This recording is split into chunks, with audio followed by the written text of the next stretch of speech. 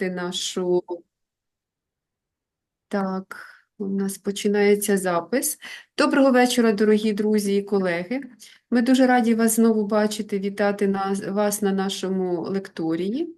І сьогодні у нас лекція під назвою «Спротив імперії. Кримсько-татарський національний рух за повернення на історичну батьківщину 1940-1980 роки». І нам велика приємність і честь вітати нашого лектора. Це пан Олег Бажан, кандидат історичних наук, старший науковий співробітник Інституту історії України Національної академії наук України. І я вас також закликаю, якщо ви бачили оголошення про сьогоднішню лекцію, подивитися, там розміщене є посилання. Пан Олег є упорядником збірки матеріалів, яка стосується цієї теми. Я думаю, що всі, хто цією темою цікавляться, я вам раджу також ознайомитися з тими матеріалами. А зараз ми раді вас вітати і запрошуємо пана Олега до слова. Перепрошую. Вимкніть, будь ласка, всі свої мікрофони, щоб не заважати лектору. Все, прошу. Доброго вечора, шановні колеги. Маю за честь поспілкуватися з вами і поговорити на тему саме Кримсько-татарського національного руху за повернення на історичну батьківщину. Звичайно, тема дуже цікава, і хотів би перш за все зауважити про те, що у літописі правозахисного руху другої половини 1950-х років в Україні і в колишньому Радянському Союзі помітне місце посідає саме Кримсько-татарський національний рух. Це самовіддана, я б сказав би, і послідовна боротьба нескореного народу за повернення на свою історичну батьківщину. Отже, перші кроки встановлення Кримсько-татарського національного руху спостерігаються вже в другій половині 40-х років. І самі ці перші кроки у встановленні Кримсько-татарського національного руху, вони виявилися перш за все у нестримному прагненні кримських татар зберегти власну самобутність, мову, культуру в умовах, власне, спецпоселення. Оцей відкритий протест кримсько-татарського народу, він викликав суворий і надзвичайно принизливий режим спецпоселення, в якому опинився кримсько-татарський народ внаслідок акції 1944 року. Отже, якщо опиратися на документи партійних та радянських органів, правоохоронних структур, то знаходимо чимало переконливих свідчень тої епохи, саме середини 40-х років, про поширення серед кримських татар таких випробуваних форм протесту, як масові втечі з місць спецпоселення, а також всілякі порушення режиму їх функціонування. Тобто, знову ж таки, це підтверджує те, що кримські татари навіть в умовах спецпоселення на території Середньої Азії продовжували в такий спосіб свою боротьбу. Надії на розв'язання своїх нагальних проблем кримські татари пов'язували саме з політичною відлигою другої половини 50-х років, саме після смерті Сталіна. Бо в період саме політичної відлиги в другій половині 50-х років були ухвалені документи про зняття обмежень із спецпоселенців, саме із депортованих народів. Це дійсно документи періоду 54-55 років. Ну, а певною віхою у вирішенні проблем кримських татар став саме 20-й з'їзд КПРС, який відбувся в лютому 1956 року. І хоча саме цей партійний форум і не дав очікуваних результатів для кримських татар, але на думку багатьох вчених і дослідників, саме 20-й з'їзд КПРС став таким важливим імпульсом у становленні кримсько-татарського національного руху. Пригадаємо, що Хрущов у своїй доповіді відкрито засудив масові депортації народів як ганебні акції. Але господар Кремля на той час Микита Хрущов докладно зупинився у своїй доповіді це на долі чеченів, карачаївців, калмиків, інгушів, але не назвав серед скривджених народів саме кримських татар.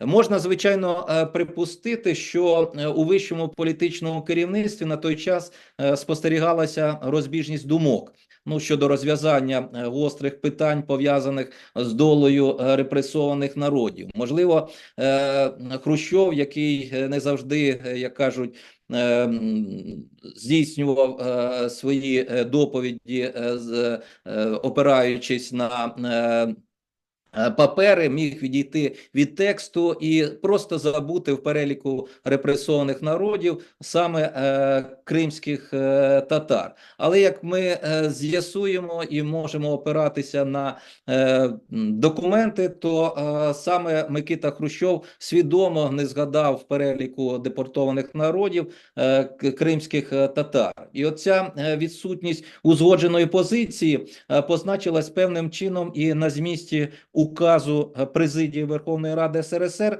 від 28 квітня 1956 року. Нагадаю, що саме указ Президії Верховної Ради Радянського Союзу від 28 квітня 1956 року носив назву про зняття обмежень по спецпоселенню кримських татар, балкарців, турків, громадян СРСР, курдів, хемшилів та членів їх сімей, виселених в період Великої Вітчизняної війни. Оцей законодавчий акт, про який я, власне, згадав, він передбачав зняття з обліку спецпоселення, звільнення з-під адміністративного нагляду представників вище згаданих народів, в тому числі і кримських татар, але повністю позбавляв їх права на компенсацію майна.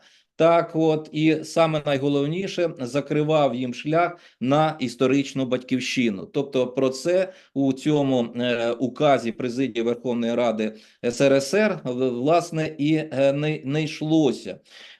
В процесі оголошення указу Президії Верховної Ради СРСР від 28 квітня 1956 року сотні громадян з числа кримських татар, які проживали на території Узбекистану, відкрито висловили своє невдоволення рішенням радянського керівництва і наполягали, по суті, на внесенні суттєвих змін до законодавчого акту.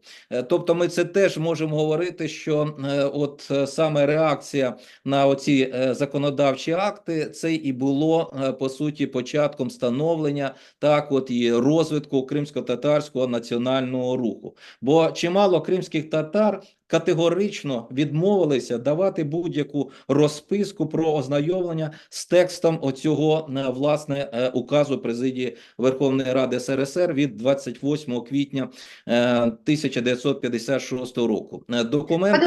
Пане Олеже, я перепрошую дуже, що я втручаюся. Скажіть, прошу, чи ви думаєте, що ваші слайди вже рухаються, чи ви поки що на першому Ні, слайді?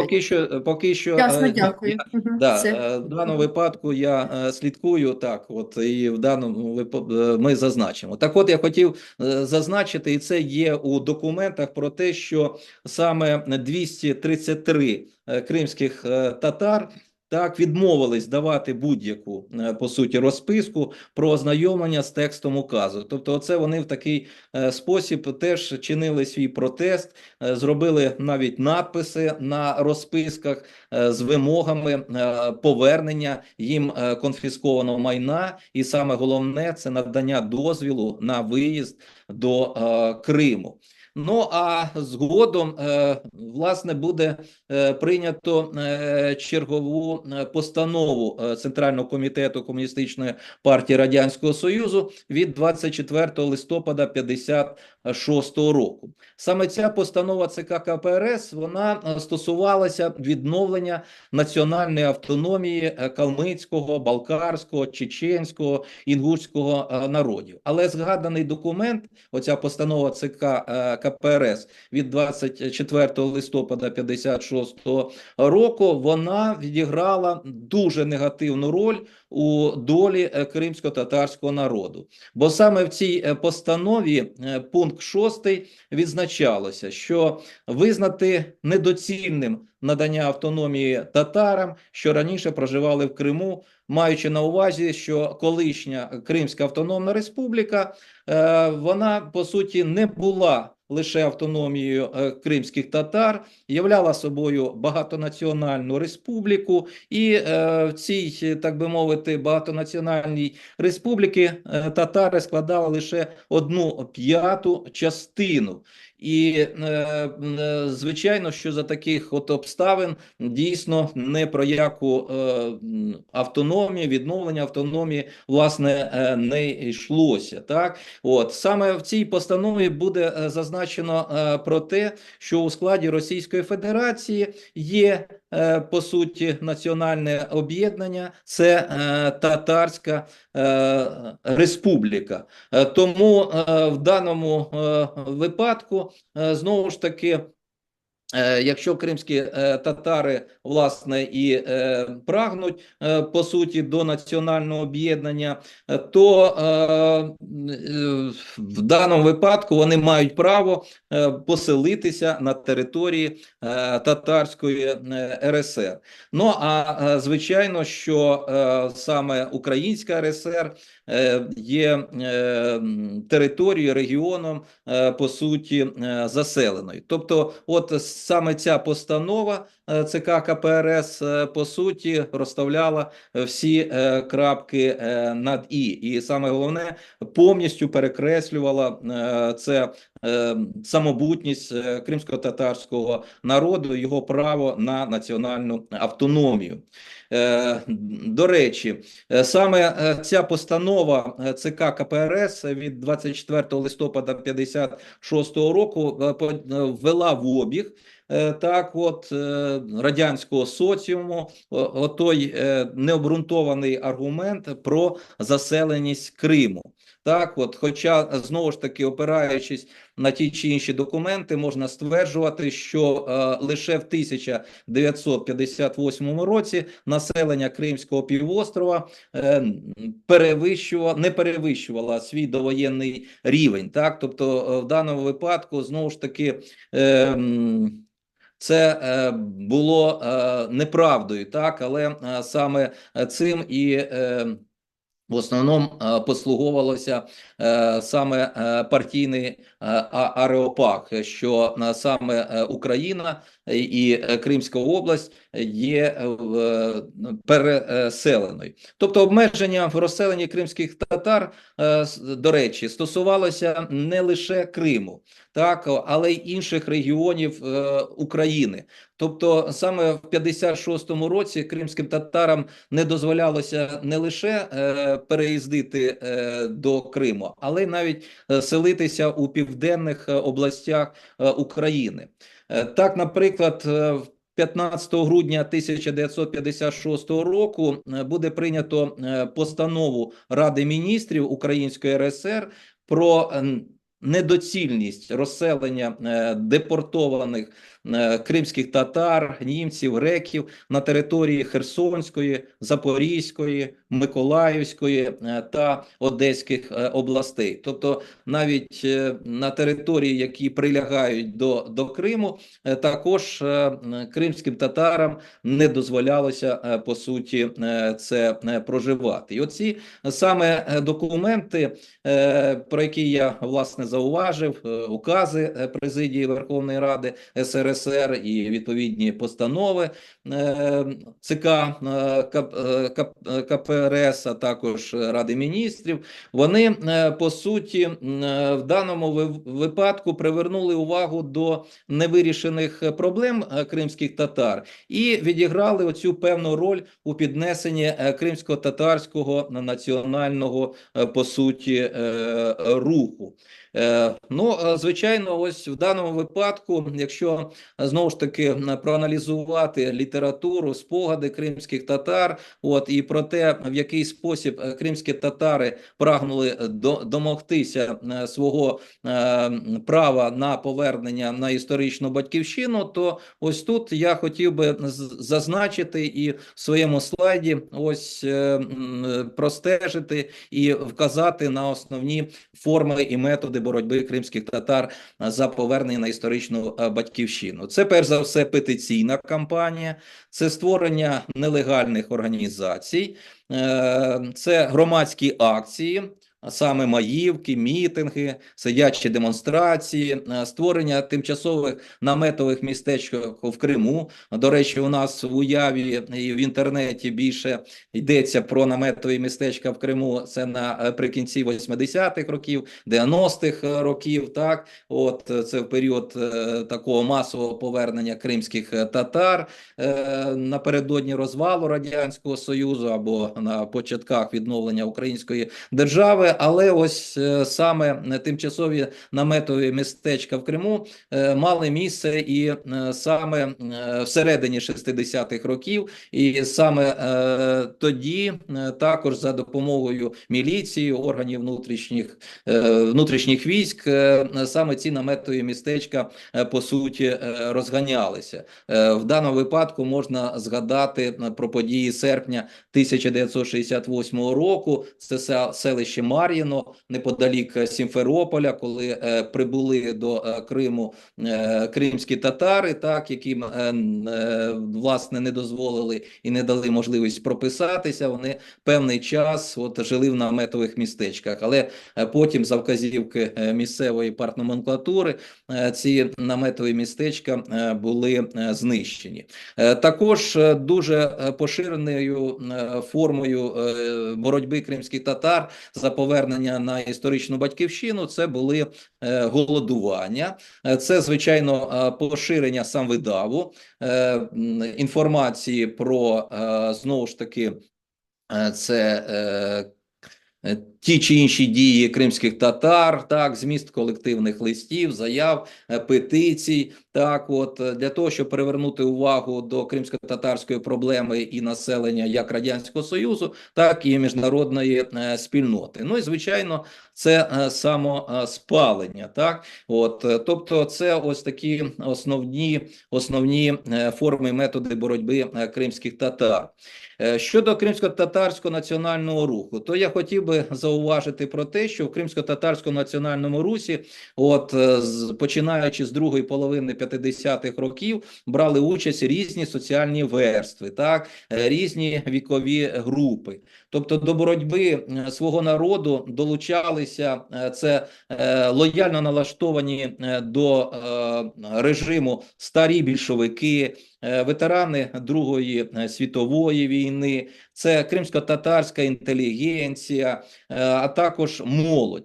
І в даному випадку треба зауважити про те, що саме акції учасників революційного руху, ветеранів Другої світової війни, представників колишньої партійної номенклатури і поклали початок саме масовій кампанії протесту, яка широко розгортається саме в другій половині 50-х років.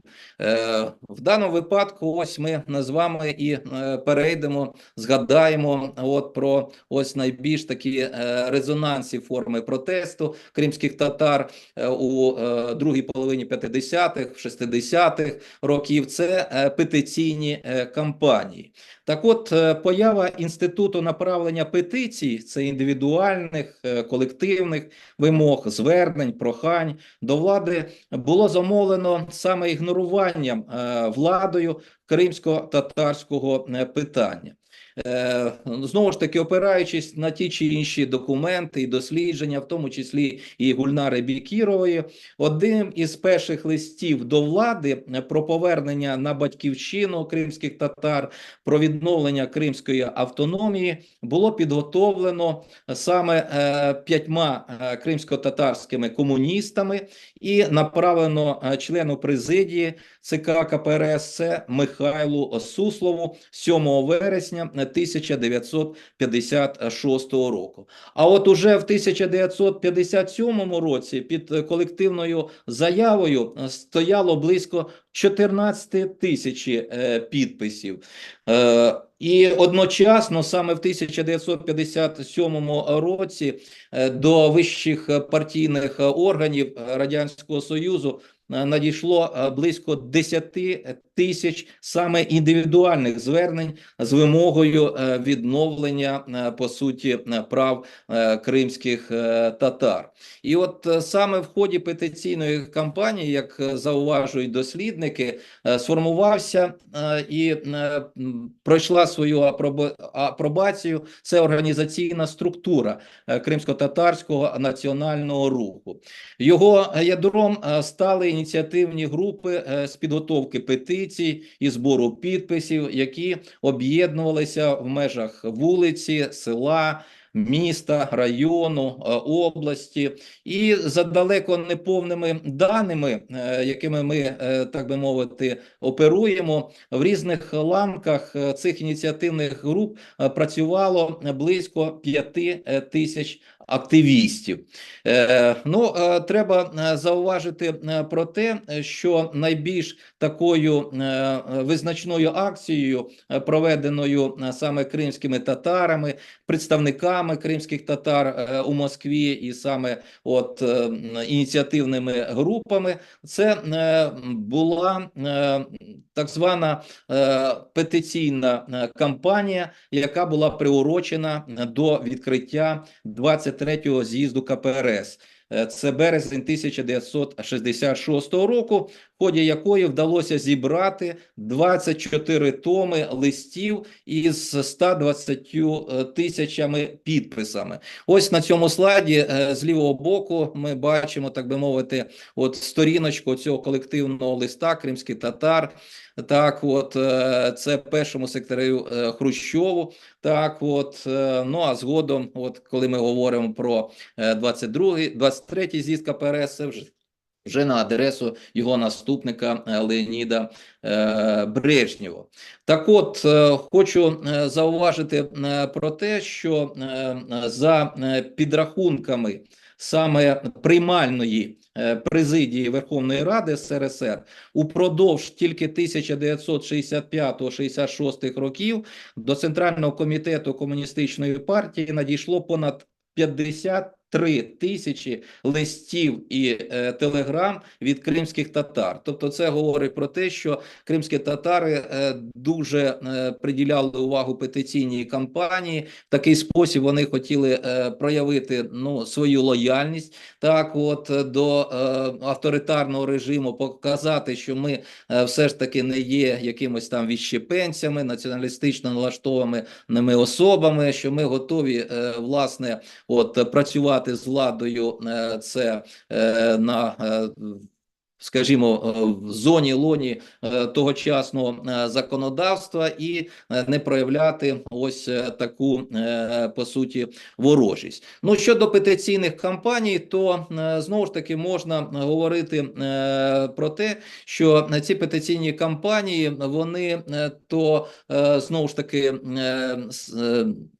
зазнавали спаду, а потім, так би мовити, сплеску. І це, знову ж таки, логічно, так? От, тобто, спочатку ця петиційна кампанія от, набула піку після доповіді Хрущова. Так, були сподівання саме на Микиту Хрущова, що він вирішить ті чи інші, по суті, питання. Так, коли кримські татари розчарувалися в цьому, то вони сподівалися, що зміною господаря в Кремлі, з приходом до влади Леоніда Брежнєва, можна знову ж таки змінити ситуацію. Тому ми бачимо черговий сплеск петиційної кампанії. Це вже, скажімо, після жовтневого пленуму ЦК КПРС, по суті, після двірцевого перевороту в жовтні 64-го року, коли до влади прийшов саме Леонід Брежнєв. Але разом з тим треба зауважити, що влада все ж таки на петиційні кампанії реагувала досить негативно. Так?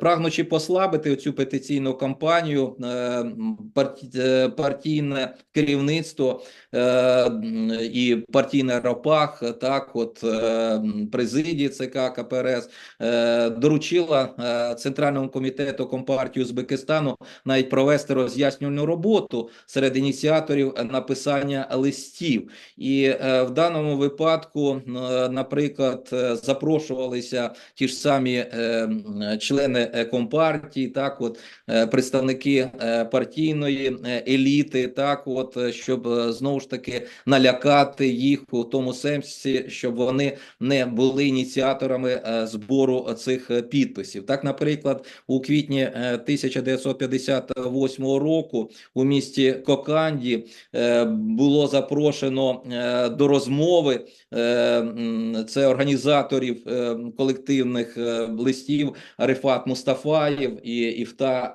Джемілів. Так, тобто було, по суті, цим кримським татарам сказано про те, що вони можуть втратити партійний квиток, якщо вони будуть так активно займатися і бути активними учасниками петиційної кампанії.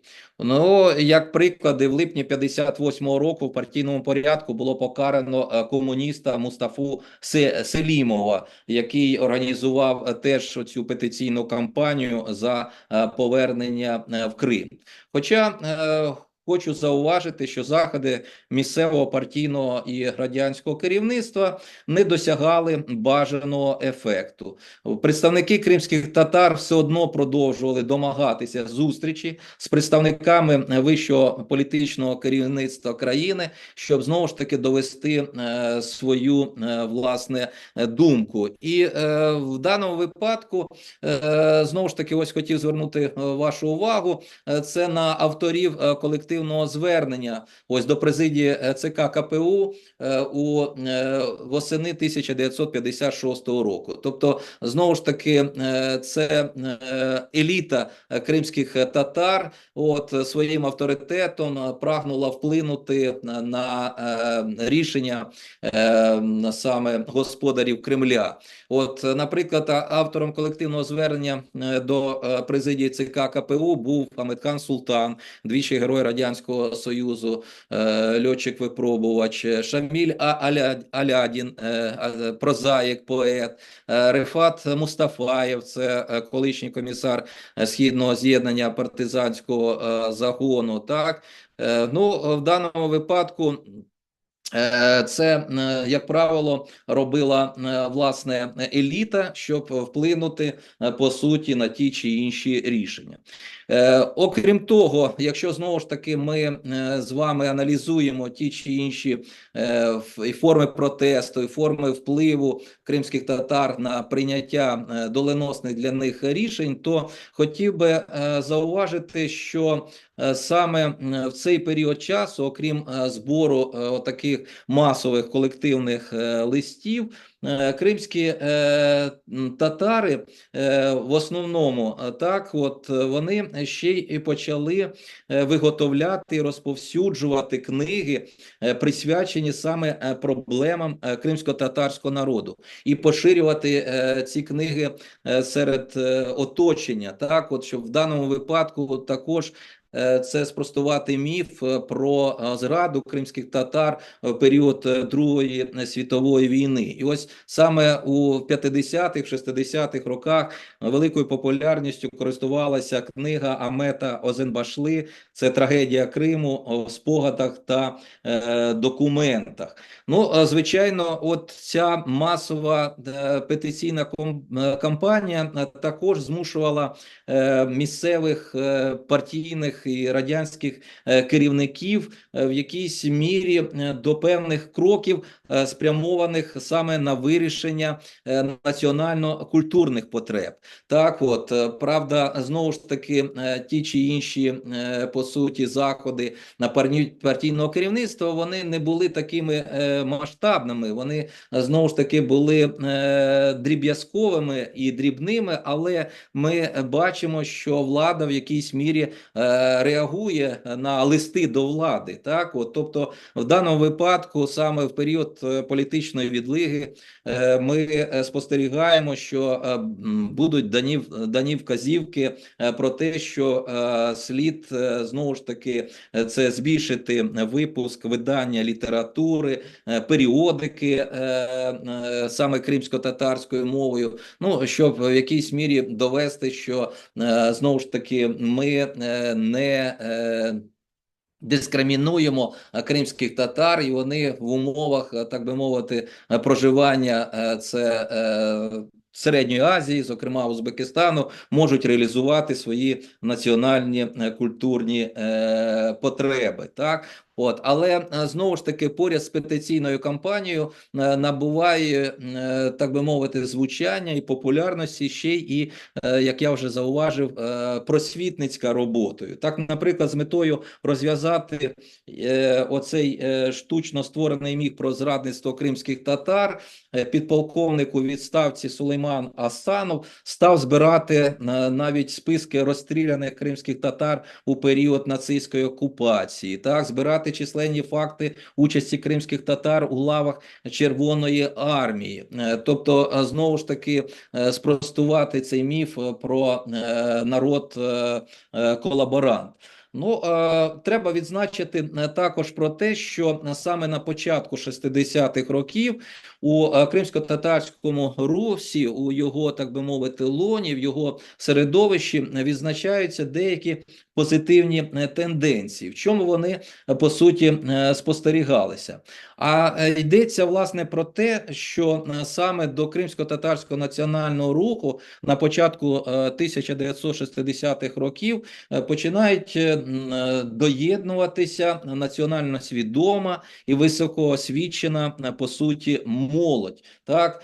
Саме ця молодь була налаштована на більш радикальні, по суті, кроки, дії, ніж ініціатори кримсько-татарського руху. Так? От, бо, знову ж таки, в цей період часу повинна було відбутися ця зміна, так би мовити, поколінь, ініціаторів руху, бо, знову ж таки, до цього на чолі кримсько-татарського національного руху це була кримсько-татарська еліта, яка була вихована, так, яка, власне, зробила свою кар'єру до 1944 року. І от, зокрема, в грудні 1961 січня 1962 року в Ташкенті зорганізовується такий собі гурток студентської робітничої молоді, яка саме на перших етапах своєї діяльності ставила завдання саме поширення знань про історію та культуру кримських татар. Так, от на засіданнях цього гуртка брало участь, за спогадами Мустафи Джемільова, до 30 молодих кримських татар. Так, от і саме на засіданні цього гуртка заслуховувалися, обговорювалися відповідні реферати і доповіді. І згодом саме в цій молодіжній аудиторії і виникла ідея створення Союзу кримсько-татарської молоді для повернення на батьківщину. Так, спочатку назва цієї нелегальної організації носила назву Союз кримсько-татарської молоді, а потім вирішили додати ще пару слів для повернення на історичну батьківщину. Ви бачите на слайді, що ця організація, от ви помітили, проіснувала дуже короткий період часу, з лютого по квітень 1962 року, і оці підготовлені статутні документи передбачали, перш за все, проведення от такої роз'яснювальної роботи серед кримських татар, так, от підтримку петицій, петиційної кампанії, збір коштів для потреб національного руху. В рамках цього союзу планувалося навіть функціонування кількох відділів: це зв'язку, фінансового відділу, історичного відділу, так, який повинен був би вести, очолювати Мустафа Джемілєв. І навіть саме в рамках цього союзу передбачалося створити навіть так званий особливий відділ, який би займався тим, щоб до організації не проник провокатор. Але за спогадами Мустафи Джемілєва, все одно провокатор в молодіжному середовищі знайшовся, бо, як потім свідчив Мустафа Джемілєв, саме радянські спецслужби знали дуже багато про що, от в деталях, тому Мустафа Джемілєв стверджує, що скоріше за все оці зустрічі так цих молодих людей записувалися на мікромагнітофон. Так, от, по суті, цілі завдання цієї молодіжної організації, вони, скажімо так, от пов'язувалися з тогочасною ленінською національною політикою і з рішеннями 20-го з'їзду КПРС. Не випадково, що на зразку членського квитка Союзу кримсько-татарської молоді вміщувалася така композиція із зображенням контурів Кримського півострова і томиків ленінського зібрання, що, мовляв, ми повинні рухатись і діяти в межах ленінської національної політики. Як я вже зауважив, саме Союзу не вдалося розгорнути свою діяльність, і 8 квітня 1962 року саме органами КДБ Узбекистану було заарештовано активних учасників організації. Ось тут на слайді, власне, вміщені їхні портрети. Це Марат Омеров, це був майстер трактороскладального заводу Ташкента і студент юридичного факультету Сеїд Амза Умеров. У справі також проходив Мустафа Джемілєв. Так, от його не було покарано і йому не було висунуто це звинувачення. Але знову ж таки, як розправа по відношенню до Мустафи Джемілєва було те, що його було звільнено по суті з роботи. А Марата Умерова і Сеїда Амзу Умерова було по суті засуджено до тривалих термінів ув'язнення. Марата Умерова до 4 років, а власне Умерова до 3 років. Так, власне, це знову ж таки, нібито за те, що люди збиралися і дійсно прагнули повернутися до Криму. Там не ставилося питання про повалення радянського ладу, не йшлося про збір коштів і насичення там арсеналами зброї. Так, лише суто просвітницька по суті робота. Що хочу, власне, зауважити, що, по суті, всередині 1960-х років активом кримсько-татарського руху це стали запроваджуватися нові форми і просвітницької роботи, і, відповідно, в тому числі і форми, власне, протесту. Так, от, йдеться, власне, от про так звані маївки, мітинги, демонстрації, як форми, по суті, протесту. Так, їх, звичайно, стає дуже багато саме ось у середині 60-х років. Я хотів би, знову ж таки, таки під час нашої з вами розмови вказати на декілька ось таких резонансних мітингів, демонстрацій за участю кримських татар.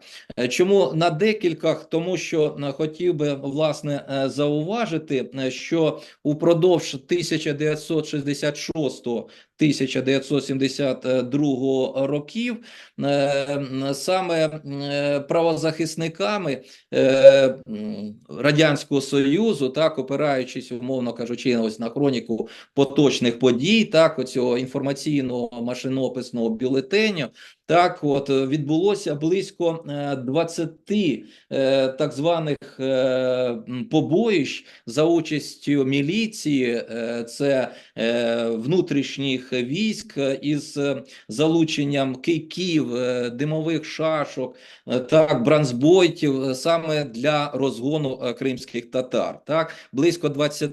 От в даному випадку на цьому слайді, який ви бачите, тут я хотів би згадати про перший масовий мітинг кримських татар, який відбувся у місті Бекабаді Узбецької СРСР.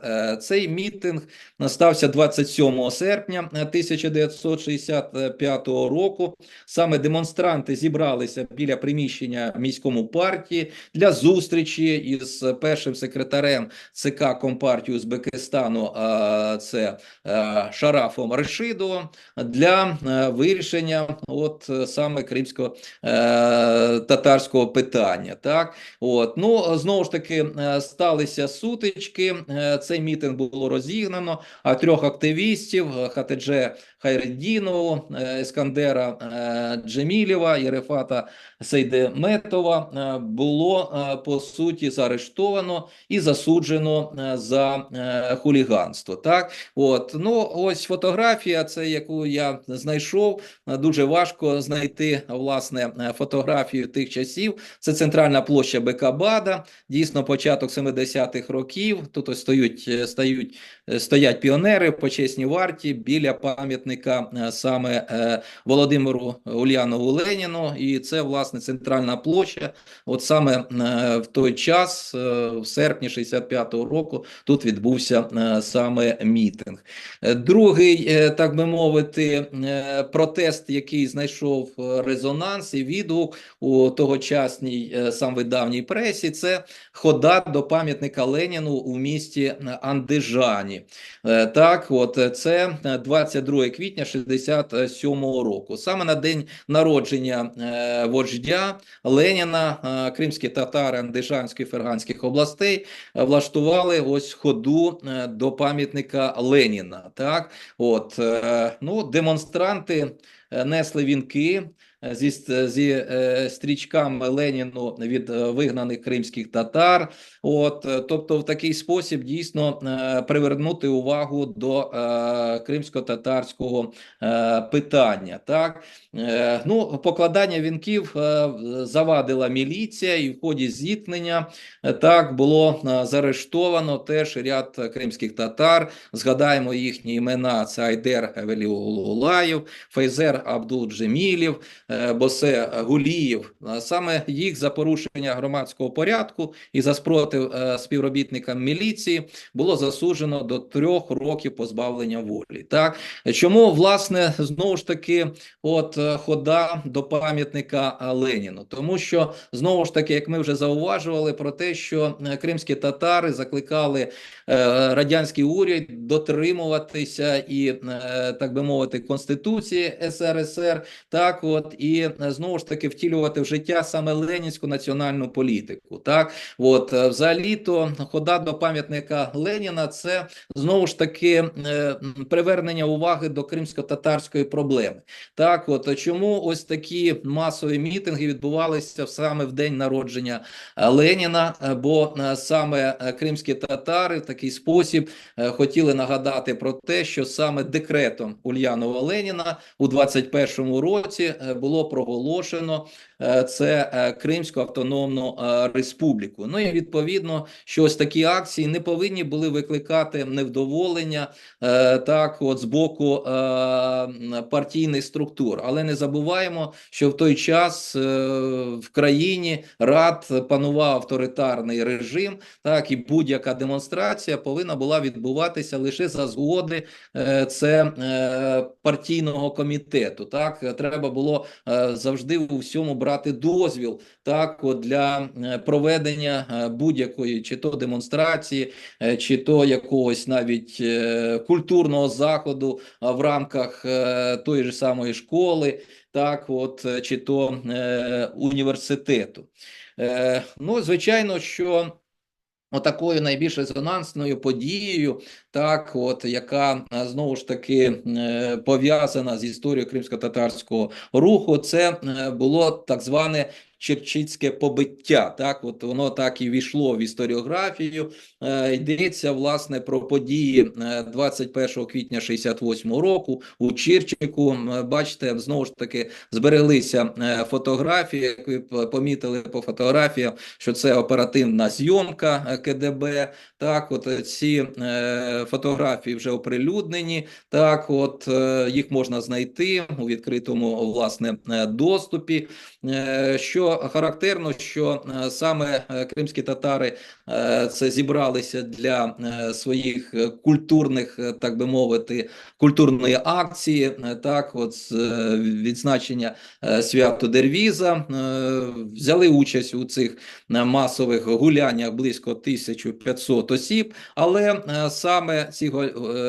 саме цю акцію було розігнано за допомогою димових шашок органами КДБ та міліції. Ось ви бачите на фотографії навіть пожежну машину.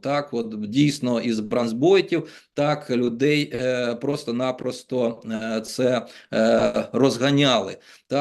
Ну, треба сказати, що ці події мали дуже великий, по суті, резонанс.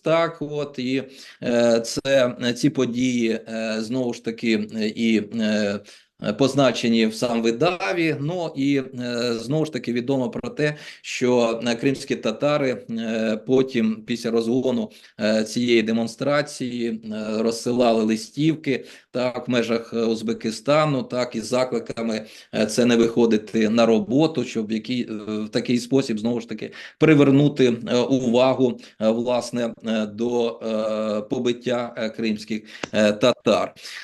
Також, знову ж таки, хотів би ще згадати про демонстрацію кримських татар у Москві у червні 1969 року.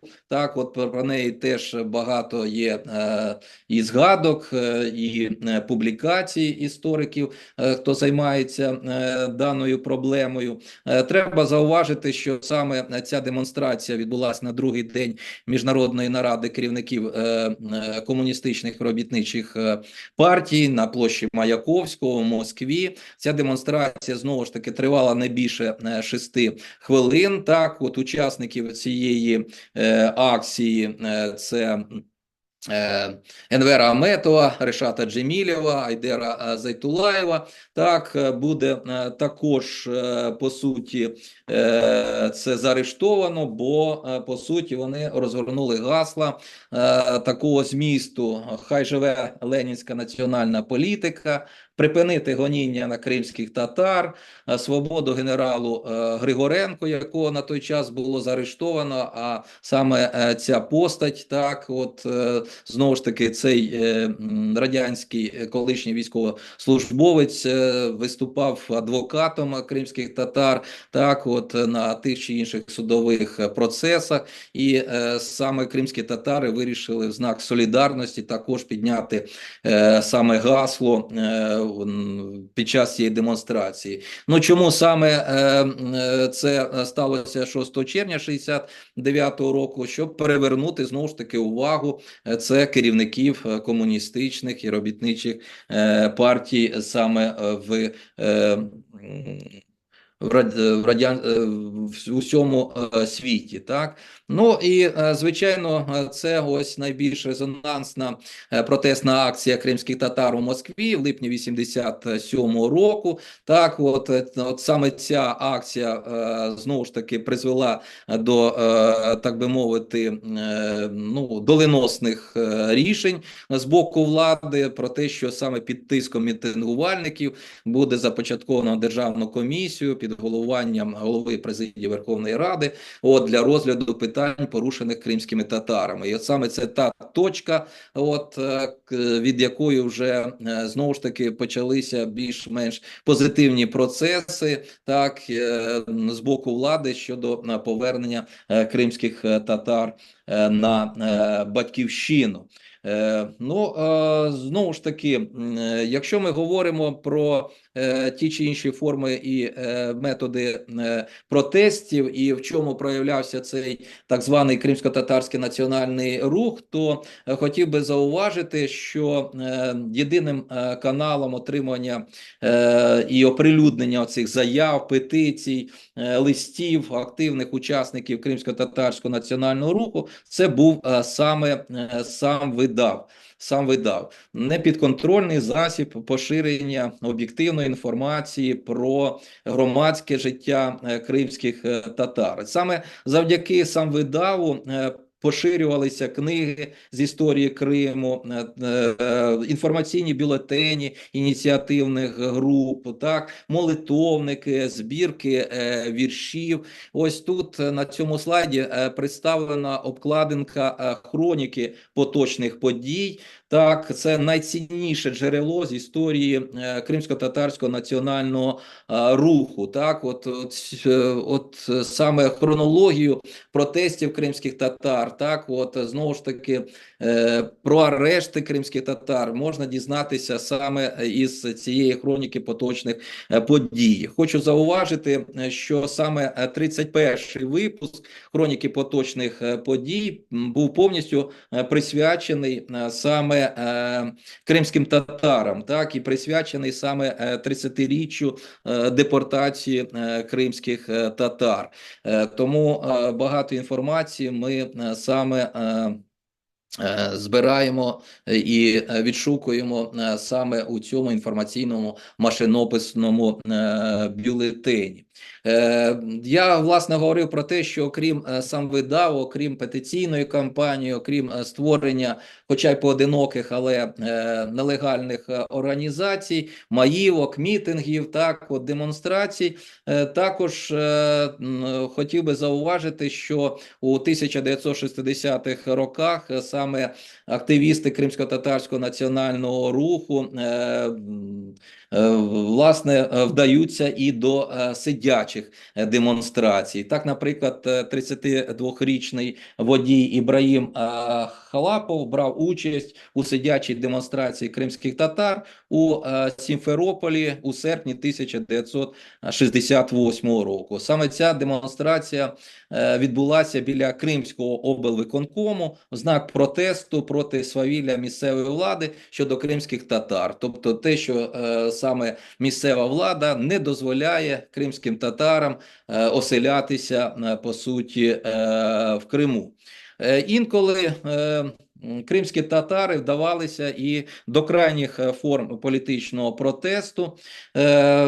Це йдеться, власне, про акт самоспалення, тобто спроба перешкодити поверненню на історичну батьківщину, так наштовхувалась на рішучий протест кримських татар. Так 23 червня 1978 року у селі Донське Сімферопольського району Кримської області після відмови у прописці в знак протесту проти дій владних структур здійснив самоспалення кримський татарин Муса Мамут. Так, це, власне, смолоскип кримсько-татарського народу, і він, так би мовити, теж є символом боротьби кримських татар за повернення на історичну батьківщину. Хочу зауважити, що, по суті, В даному випадку оці наміри кримських татар у проведенні петиційної кампанії, так, у влаштуванні різноманітних там маївок, демонстрацій, так, самовільного переселення до Криму у 60-х, 70-х роках, по суті, викликало протидію авторитарному режиму. Ми вже з вами говорили про те, що дуже жорстоко розганялися маївки, демонстрації за допомогою димових шашок, братзбойтів. Знову ж таки, якщо власне проаналізувати і це все осмислити, то формами переслідування активістів Кримсько-татарського національного руху були такими найбільш популярними: це арешти та ув'язнення, звільнення з роботи, виключення з партії, виклики до органів КДБ, проведення відповідної профілактичної роботи з активістами Кримсько-татарського національного руху, ну і, звичайно, виселення, депортації з території Криму за порушення паспортного режиму, за те, що люди, кримські татари, це самопоселяються в Криму. Що, власне, я хотів би зауважити. Справа в тому, що на сьогоднішній день ми не можемо казати точну статистику політичних репресій. Так, скільки, власне, в нас постраждало кримських татар, хто, власне, пройшов через горнило так званої радянської Феміди. Якими, власне, ми оперуємо даними. От я хотів би зауважити, що за даними прокуратури СРСР до кримінальної відповідальності, але це в період 1966-67 років, за антирадянські, так би мовити, висловлювання, дії, вчинки на націоналістичному ґрунті було, по суті, це засуджено 59 осіб. Із них за хуліганство 55, за наклеп 3 і за розповсюдження ворожнечі це одна особа. Так? Взагалі-то ще можу зауважити, що в цей період часу було профілактовано аж 766 кримських татар. Це свідчить про те, що Кримсько-татарський національний рух носив масовий характер. Знову ж таки, ще хотів би зазначити певну статистику. Наприклад, що впродовж з 1966 по 1972 рік було виключено із лав КПРС це 33 особи, з лав Ленінського комсомолу 100 осіб. Так от, цей період часу, бачите, з 66 по 72 рік відбулося близько 50 судових процесів над кримськими татарами, учасниками, фігурантами яких це було понад 200 засуджених осіб. Отже, що хочу теж зауважити, от коли я вам озвучував статистику прокуратури СРСР за 66-67 роки, я дійсно сказав і ще раз хочу наголосити, що більшість кримських татар було засуджено за хуліганство. Так от, дійсно, що левова частка репресованих за участь в кримсько-татарському русі переслідувалася за статтею 204 Кримінального кодексу Узбецької РСР. Це хуліганство. Також, знову ж таки, якщо подивитися, то також кримських татар заарештовували, так і засуджували згідно статті 192 Кримінального кодексу Узбекистану, це опір міліції. Також дуже популярною статтею до активістів Кримсько-татарського національного руху це була стаття 191 примітка 6, це організація та активна участь у масових заворушеннях. Також, знову ж таки, до кримських татар застосовувалися і так звані політичні статті. Це стаття 190 Кримінального кодексу Російської Федерації, стаття 187 Кримінального кодексу Української РСР, це знову ж таки поширення завідомо наклепницьких вигадок. Так, це дійсно в Україні за цією статтею давали близько 3 років, по суті, ув'язнення. Ну, також популярною статтею до активістів Кримсько-татарського національного руху була стаття 74 Кримінального кодексу Російської Федерації. Це порушення національної та расової нерівності. Ну, а найбільше, знову ж таки, кримських татар, окрім за хуліганство, судили за порушення паспортного режиму. Це стаття 196 Кримінального кодексу України. Бо кожен кримський татарин, який наважувався в 60-х, 70-х роках прибути до України і оселитися в Криму, купити для себе і для своєї сім'ї житло, він автоматично вважався таким собі націоналістичним елементом, так от, і, як правило, на собі це відчував, так би мовити, примусову депортацію і, по суті, виселення. Оці заходи, про які я казав, переслідування активістів Кримсько-татарського національного руху, то дійсно треба для справедливості це зауважити, що керівництво Комітету державної безпеки зовсім не вважало, що ці репресивні заходи є дієвим таким засобом у заспокоєнні кримських татар. Так? І в даному випадку саме Комітет держбезпеки порушував перед вищим політичним керівництвом країни це ті чи інші рецепти, так от, знову ж таки, свої варіанти щодо тих чи інших моментів. Так, наприклад, Комітет держбезпеки теж рекомендував це вищому партійному керівництву створення повновладних урядових комісій для розгляду цих листів і звернень кримських татар. Серед пропозицій, які висував голова КДБ Юрій Андропов, це знову ж таки розглядалося організоване, контрольоване владою дозвіл повернення кримських татар на територію Кримського півострова.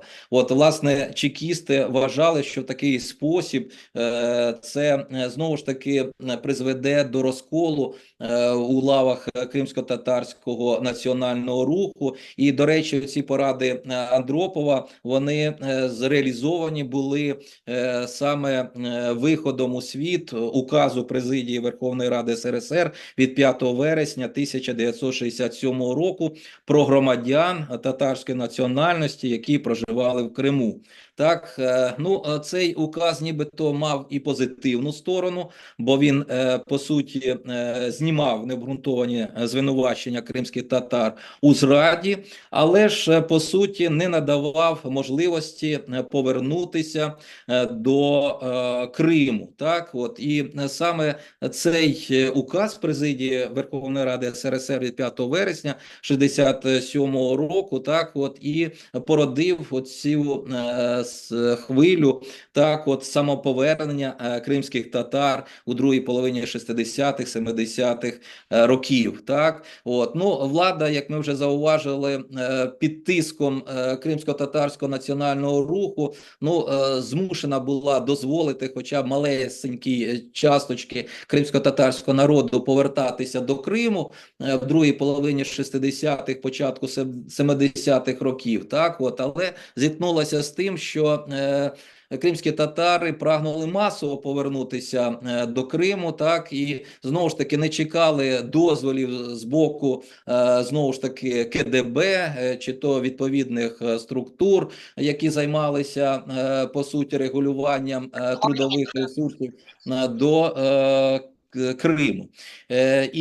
Власне, в цей період часу ми бачимо, що у нас в Україні, і в цілому в Радянському Союзі, дуже багато з'являється постанов репресивного характеру, і одна з найбільш таких репресивних вважається постанова Ради міністрів СРСР номер 700 від 15 серпня 1978 року про додаткові заходи по зміцненню паспортного режиму в Кримській області. І власне, реакцією на цю постанову і був в тому числі і акт самоспалення, здійснений саме Мусою Мамутом. Дійсно, як я вже зауважував, саме впродовж 12 місяців після набуття чинності цієї постанови тільки в Україні було насильно виселено із Криму близько 30 власне сімей. Ну також саме до адміністративної відповідальності почали навіть притягуватися власники будинків, які надавали помешкання кримським татарам, які не мали прописки. Звичайно, що це питання було досить таким болючим, і треба зауважити, що по суті вище партійне керівництво Української РСР було проти повернення кримських татар. Аргумент був саме в тому, що Кримський острів він залюднений, те, що Кримський півострів має велике військове стратегічне значення, є прикордонною зоною, тому ось неблагодійний елемент в Україні і в Криму не мав право по суті це перебувати. Тому масове значить наплив кримських татар, по суті, він, так би мовити, призводив до жорстких репресивних заходів. Знову ж таки, незважаючи на ці утиски і переслідування кримських татар, оцей кримсько-татарський національний рух, він все одно навіть на ці репресії 60-х, 70-х років, а саме в цей період часу ми бачимо найбільший пік, він не був згорнутий, не на території Криму і в інших областях України. Треба сказати про те, що у своїй боротьбі кримські татари опирались на підтримку українських дисидентів, того ж самого генерала Петра Григоренка, письменника Антоненка Давидовича, Святослава Караванського. Активізацію кримсько-татарського національного руху в 70-х років нерозривно пов'язаний саме із такою масовою міжнародною підтримкою це Мустафи Джемільова, який теж став таким своїм життям і своїми вчинками символом мужності і нескореності кримського народу. 85-й рік – це черговий підйом кримсько-татарського національного руху, пов'язаний він із Горбачовською перебудовою. В цей час виникають політичні течії, організації кримського національного руху, це і національний рух кримських татар з лідером Юрієм Османовим. Акції відбуваються по всьому Радянському Союзу.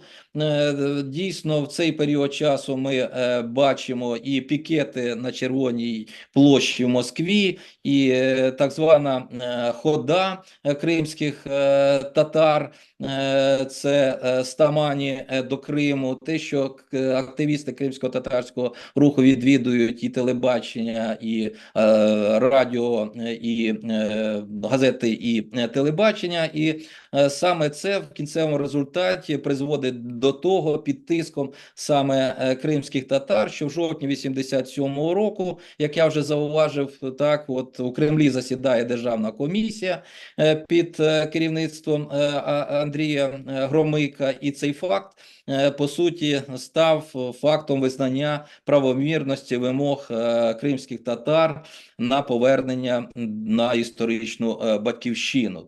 Тобто саме хочу на цьому завершити, що завдяки зусиллям активістів Кримсько-татарського національного руху і рішучості самого народу, так от вдалося вибороти право кримських татар жити на своїй землі. Так, і цей процес розпочався саме в 89-му році, хоча він також був тривалим, неоднозначним, важким, але про це вже будуть говорити з вами мої колеги у наступній лекції. Дякую за увагу.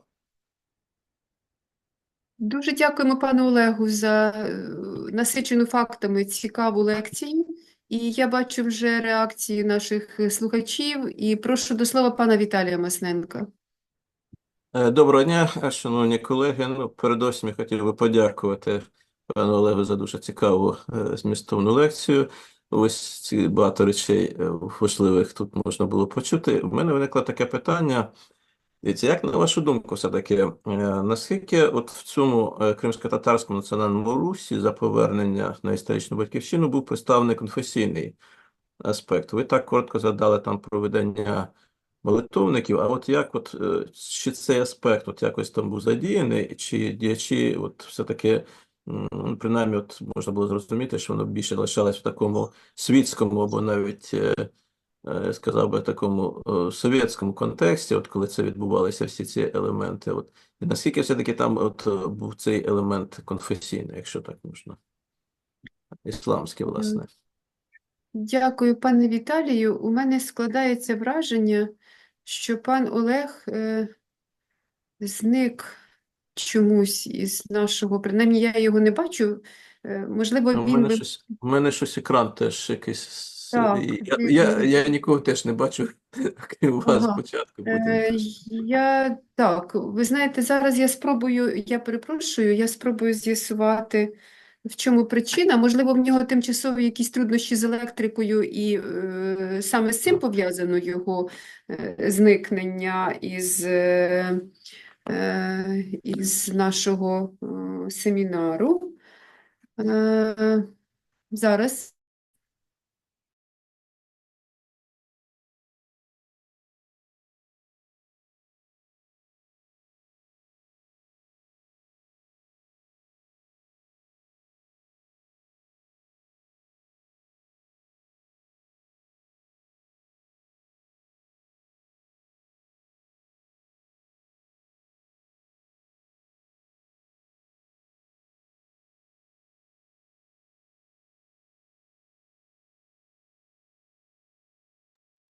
Так, пан Олег, у нього виникли в дуже незручний момент, у нього з'явилися проблеми з інтернетом, і він зараз під'єднується знову. Зараз він приєднається і буде відповідати на наші запитання.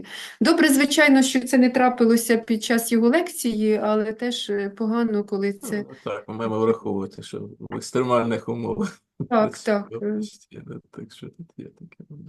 Сказав, що зараз під'єднається і відповість на ваше запитання. Ми чекаємо його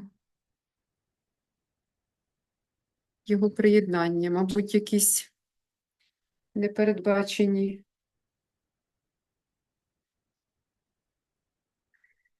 Хоча чому не передбачені? Тепер у нас може бути все, що завгодно.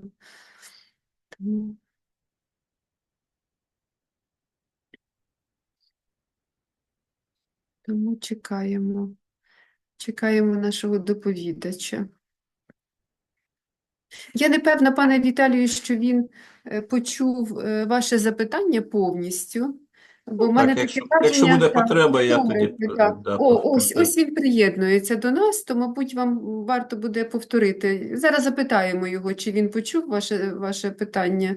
Якщо ні, то повторите, бо може бути, що він... Мені здається, що ви ще ставили своє питання, а він уже зник із цього. Пане Олеже, ми бачимо, що ви приєднуєтеся, але ми поки що не бачимо вас на екрані і не чуємо вас. Чи ви з нами? Так, з вами. Так. З нами, чудово. Да. Я вибачаюсь, так, пропало світло, інтернет, при тому, що нічого ніхто не попереджав, нібито. Так, я слухаю, там було питання, я не почув. А, О, треба добре. повторити, да? Якщо треба. Так, звичайно, бо вирубився Ну, інтернет. передусім, я на початку дякував за вашу лекцію. Не знаю, чи почули цю частину, але справді ще теж можу повторити. Цікаво і змістовно. І в мене виникло таке питання, дивіться, а наскільки в цьому русі, кримсько-татарському русі, на той час був представлений конфесійний аспект, наскільки справді от діячі, які там би займали таку більш, скажімо, радикальну, я назвав би, можливо, таку позицію, таку, може, радикального ісламізму, якоюсь мірою, так. Чи вони були представлені, чи там тільки був цей більше такий контекст, власне, таких радянського дискурсу, і спроба через нього якось дійти до влади, щоб влада почула, що можна так. Дякую за запитання. Дуже цікава тема, яка потребує подальшого, по суті, розвитку і дослідження.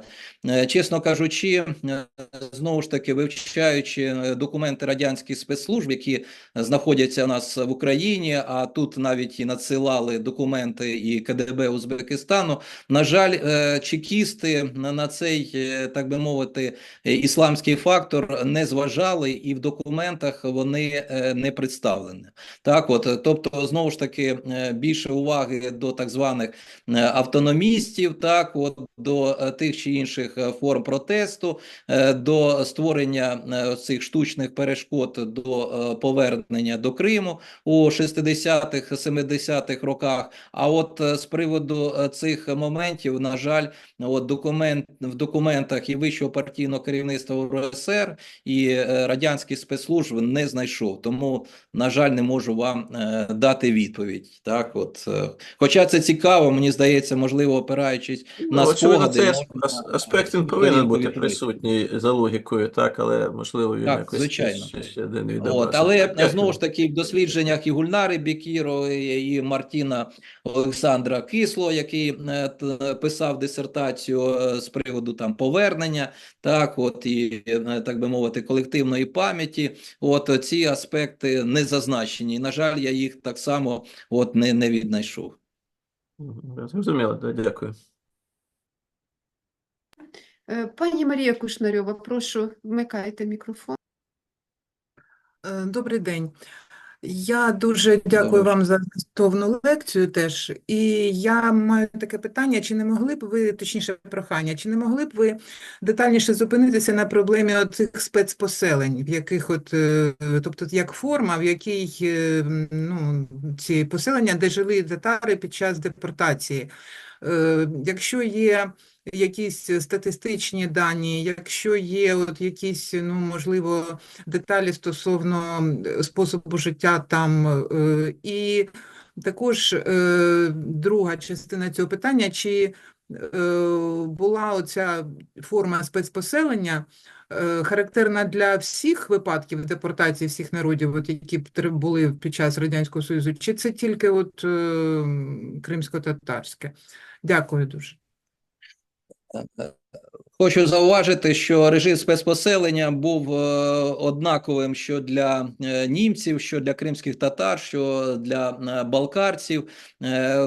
Єдине, що я помітив, так, от із того, що я там читав, літературу і таке інше, що знову ж таки режим спецпоселення в різних регіонах, де осіли кримські татари, був різним. Так? От, наприклад, знову ж таки, досить суворий режим спецпоселення був на території того ж самого Узбекистану. Але якщо знову ж таки ми подивимося, що деяка частина кримських татар опинилася в Маріїнській РСР Російської Федерації, то там кримські татари більш-менш, знову ж таки, у зв'язку із таким трішки кращим ставленням місцевої влади, то не зазнали голоду, так, от, інфекцій, як ми бачимо це на території саме Узбецької РСР. Так? От. Режим спецпоселення, він передбачав, звичайно, те, що люди повинні були регулярно відмічатися у відділках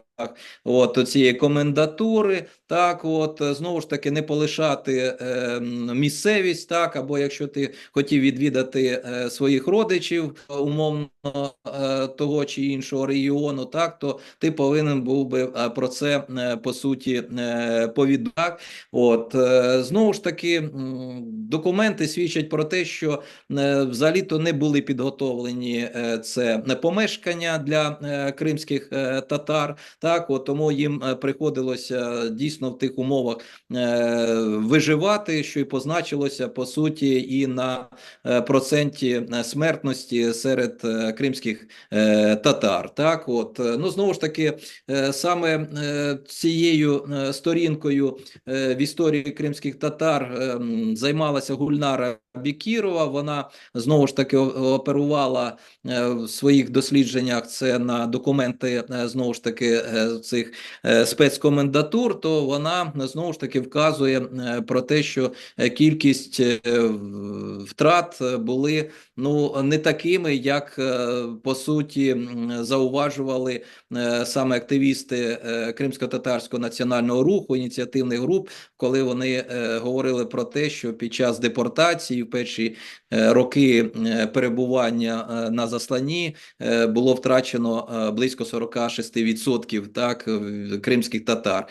Тобто, знову ж таки, за статистикою, ця цифра значно меншою. Але, знову ж таки, це треба далі досліджувати, так, бо, знову ж таки, без документів, так, узбецьких архівів, московських, ми цю картину відобразити, на жаль, не спроможемо. В архівах, які зберігаються тут в Україні, ми можемо дійсно відслідкувати ті чи інші процеси серед кримських татар, це вже починаючи з 1956 року, тому що, знову ж таки, це пов'язано з приєднанням Кримської області до складу України в 1954 році, тому оці документи, на жаль, не збереглися. Так? Частково ці документи були передані з архіву колишнього КДБ Автономної Республіки Крим на флешці тогочасному директору архіву Володимиру В'ятровичу, так, але і це вже стало основою тих чи інших виставок, так, які проводив архів Служби безпеки України, але ці документи, вони, чесно кажучи, дуже спорадичні, і відтворити цю, знову ж таки, палітру, на жаль, немає можливостей на сьогоднішній день. Щиро дякую. Дякую за відповідь. Дякую. В чаті у нас здебільшого подяки, так, там за лекцією питань немає. А я хочу невеличкий коментар додати на завершення. Власне, бачите, Шаміль Алядін, про якого пан Олег згадував, як одного із учасників ініціативної групи, яка організовувала петиції і писала за повернення на батьківщину. У нас в серії «Кримсько-татарська проза українською» в Києві у 2018 році вийшла збірка його творів у перекладі українською мовою, і там, зокрема, є його автобіографічна повість «Я ваш цар і Бог». І саме в цій повісті там дуже багато різних аспектів із процесом депортації, із перебуванням там, і він згадує ці документи офіційні, але також є згадка про оці певні непорозуміння між різними напрямками, між поколінням старшим, людей, які мали певний статус і які намагалися шляхом таким організованих петицій добиватися дозволів за повернення, і між молодшими поколіннями, які були готові до більш радикальних дій і до сміливіших дій взагалі. І він показує, як ці покоління між собою взаємодіяли і наскільки це впливало загалом на рух в цілому. Я хочу нагадати вам усім, що ця збірка є доступна як електронна книжка, ви можете її пошукати, хто не читав, хто не бачив, вона називається «Шаміль Алядін Мердевен». Там є його роман, повість і нариси.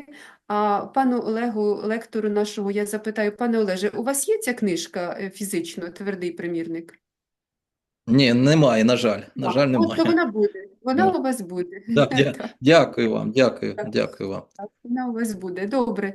Отже, спасибі. дорогі Дякуємо вам, дякуємо нашому лектору, який, попри все, з нами попрацював і відповів на наші запитання. Нам цікаву лекцію